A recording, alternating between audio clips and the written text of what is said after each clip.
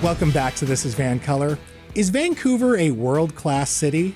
The recent and inaugural Benchmarking Greater Vancouver report provided some great insights into how the Greater Vancouver region measures up to leading international peer cities based on things like economic performance, infrastructure, sustainability, and livability.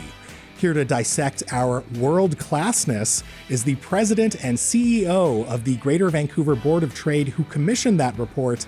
She is Bridgitte Anderson, and this conversation is brought to you by Pacific Sands Beach Resort in Tofino, laid-back luxury, as beachfront as it gets.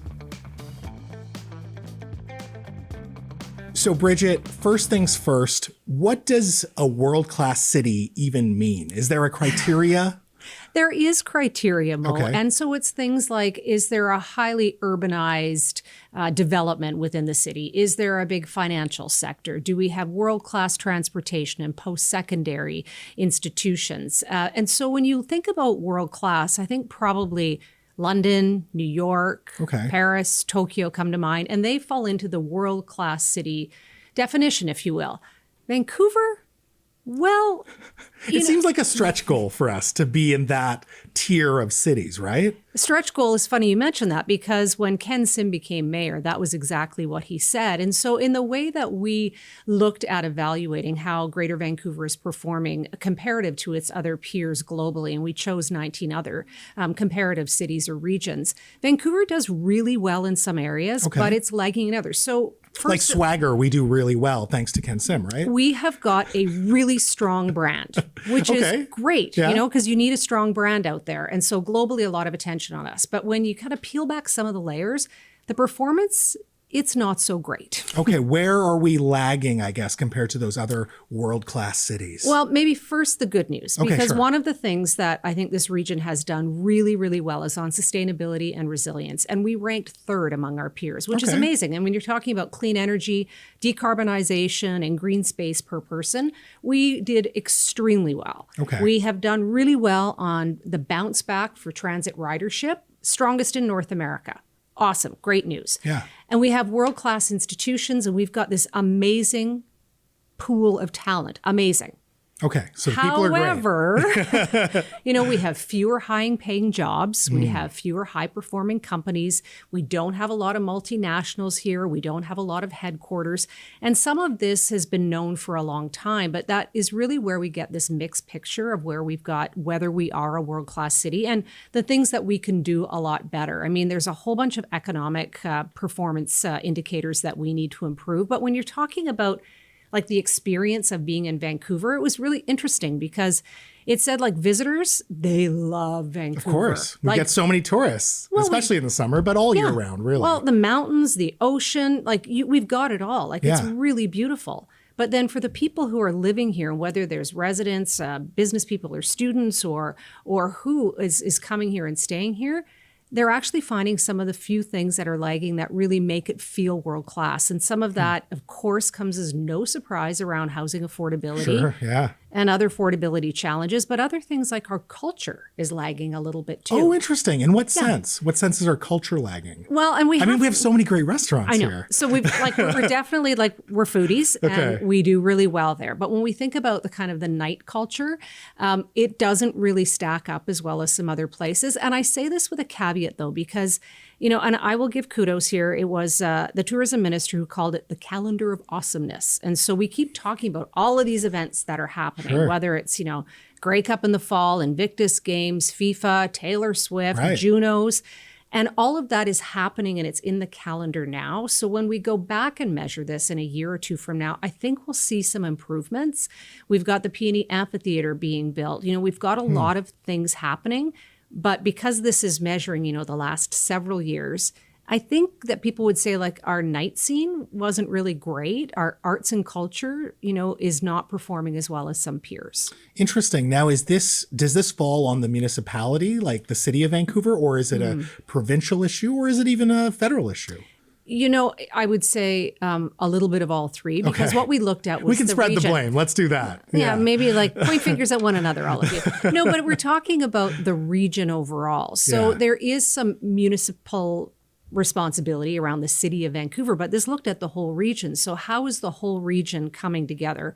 or not, because it's not really, and giving that really great experience. And so livability is an issue for sure. Like when people settle here and they're like, oh, I thought it was maybe a little stronger over here, or this isn't quite the way I expected it to be. And so, we really have to take that to heart and think, well, what are those things that we can do to make it really welcoming and to make sure that people want to stay here? Because we know, I just saw it this week, we know that according to the latest study, we've got a third of people thinking they're going to leave our province for a lot of really important reasons that we need to take to heart, whether it's affordability or it's the experience of living here in this region. And that disproportionately affects millennials who are kind of in the prime of their life. They're starting families, they're, peaking in their career, or at least getting to that point, right? Yeah, one of the most interesting things I thought that I saw in this report around housing affordability, we all know that homeownership in Vancouver is a bit of a pipe dream for a lot of people, but we looked in this report at rent. So people who are renters, and rents have accelerated faster here than almost anywhere else. And we spend more on our income as renters than almost anywhere else. Wow.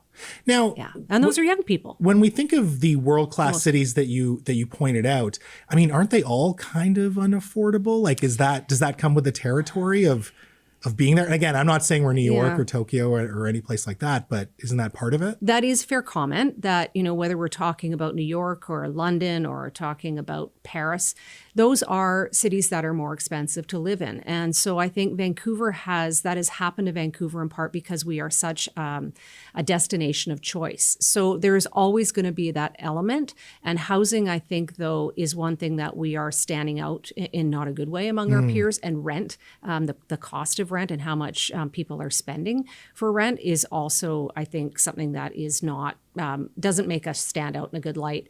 But the other piece about the talent pool, a lot of really great talent here, really great talent, but they're not earning as much as they would earn in another jurisdiction. So you've got this affordability problem.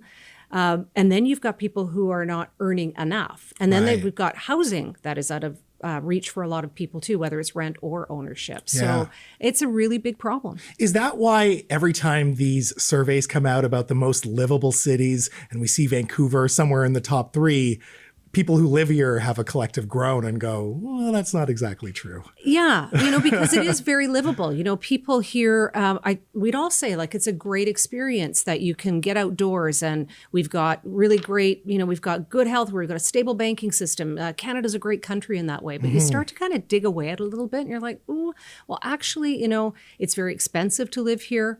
And I think for people to get ahead in their careers is difficult because while we have a very strong small and medium network of enterprises, those larger companies, they can't scale here. They have to go and grow their companies elsewhere. And so that they take their talent with them, or talent start to look elsewhere. Right. Really quickly, because we're almost wrapped up here. Is Toronto a world-class city? I mean, they do have our national financial district, right? I'm sure that Toronto would say it is a world-class city. And it was one of the cities that we looked at comparatively to the region of Greater Vancouver. And in many ways, it is suffering from some of the same challenges we are when we're talking about housing affordability. And also they've got some issues around productivity and prosperity that we do too. And so we outshine in some areas and they outshine in some areas. Fair enough. Bridgitte, thank you so much for your time tonight. This was a pleasure. Thank you. Folks, that was Bridgitte Anderson, the president and the CEO of the Greater Vancouver Board of Trade. Thank you so much to Pacific Sands Beach Resort in Tofino for supporting local but world-class conversations. Now stick around because after some business, is Canada broken? I don't think so, but let's find out together.